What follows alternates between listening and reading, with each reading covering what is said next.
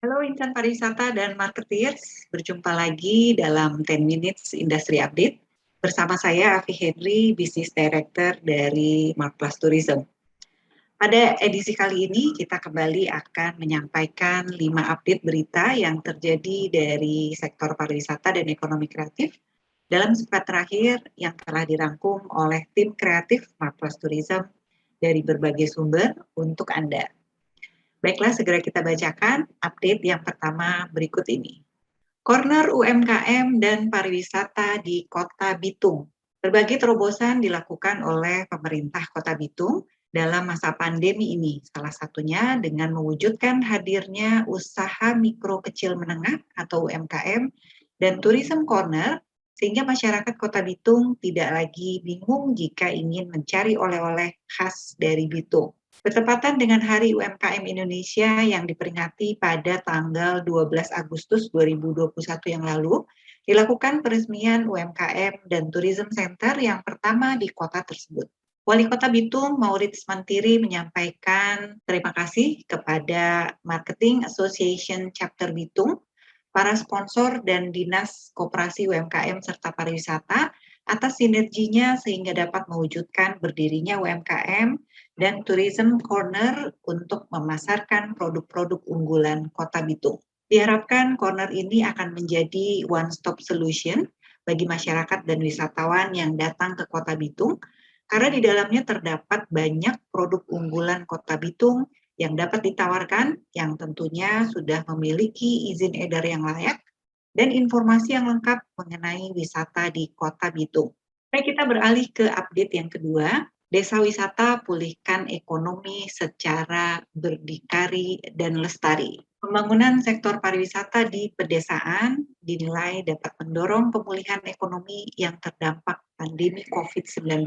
Ketua DPP PDIP Bidang Pariwisata, Wiryanti Sukamdani, mengatakan konsep pembangunan pariwisata di pedesaan melalui desa wisata perlu kembali digairahkan. Hal ini disampaikannya dalam webinar DPP PDIP bertema hilirisasi produk argo dari desa wisata dalam upaya penciptaan kehadiran ekonomi masyarakat hari Kamis tanggal 12 Agustus 2021 yang lalu. Wiryanti berharap desa wisata dapat memberikan dampak terhadap pemenuhan kebutuhan ketersediaan pangan bagi masyarakat secara berdikari dan lestari. Desa wisata merupakan penyesuaian antara akomodasi, atraksi, dan fasilitas yang disajikan menyatu dengan kehidupan atau budaya masyarakat setempat. Konsep desa wisata mampu mencegah kerusakan alam dan bencana seperti banjir dan tanah longsor, serta mampu menjamin pelestarian dan lingkungan alam karena menghasilkan kualitas udara menjadi lebih baik dan segar. Di sisi lain, desa wisata dapat membuka ruang dalam upaya konservasi budaya, adat istiadat, dan kearifan lokal.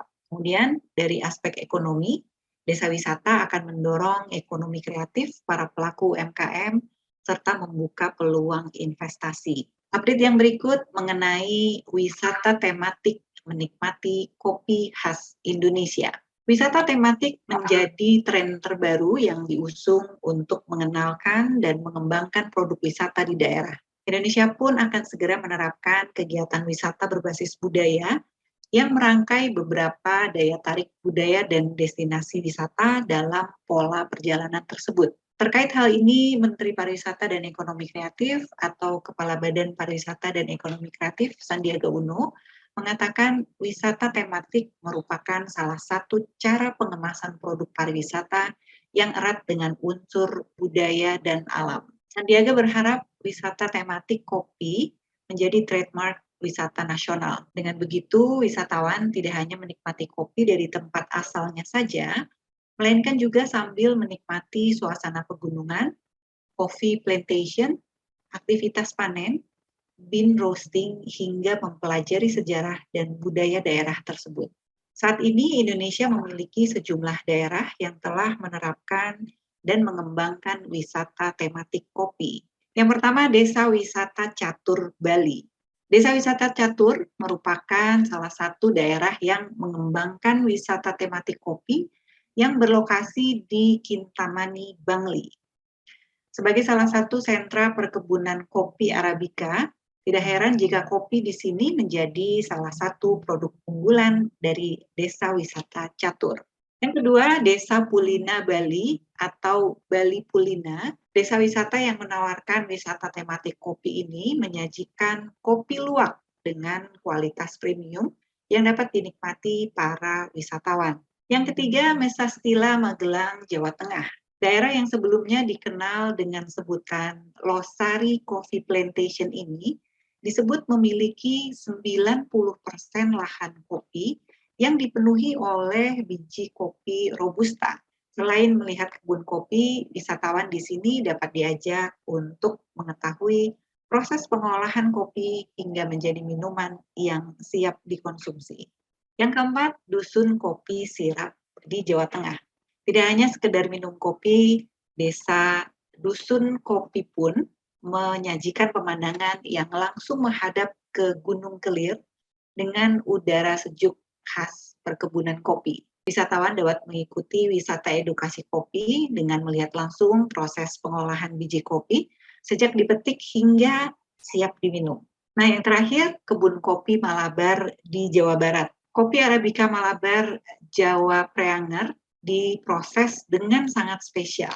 Tidak hanya itu, kopi Arabica Malabar juga memiliki karakteristik yang unik, yaitu rasanya yang kental dengan dominan rasa coklat, berpadu rempah di akhir seruputan.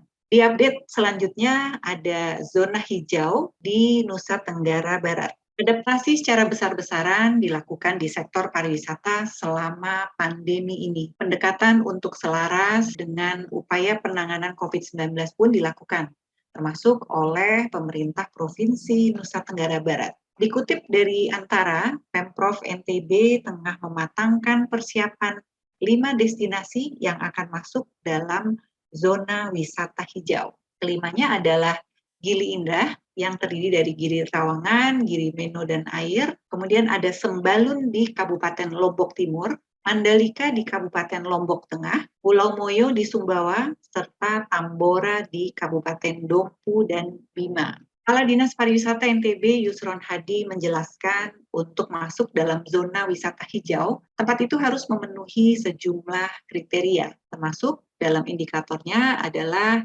jumlah kasus COVID-19 yang rendah, mudah mengontrol orang-orang untuk keluar masuk dari daerah tersebut, dan masyarakat maupun pelaku wisata sudah harus divaksin.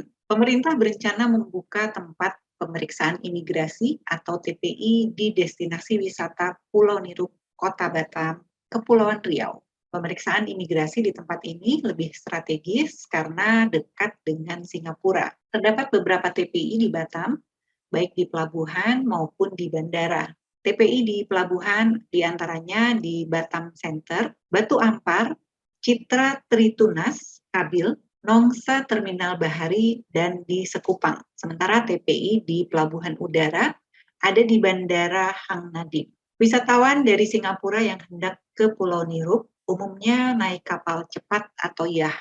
Mereka menjalani pemeriksaan di TPI Pelabuhan Sekupang, kemudian menempuh perjalanan lagi ke Pulau Nirup. Kepala Kantor Imigrasi Kelas 2 Belakang Padang, Wahyu Gumilang mengatakan, segera tersedia layanan Customs, Immigration, Quarantine, and Port atau CIQP yang lengkap di Pulau Nirup.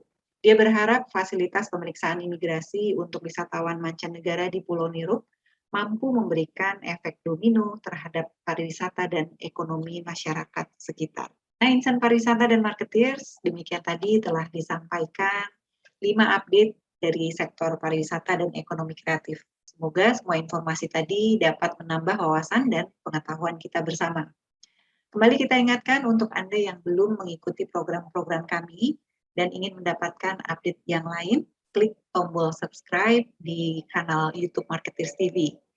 Jika Anda menyukai update yang sudah kita sampaikan tadi, jangan lupa untuk like dan tinggalkan komen Anda di sini. Saya Afi Henry dari Marpas Tourism, pamit undur diri. Sampai jumpa lagi minggu depan dan terima kasih atas kebersamaan Anda.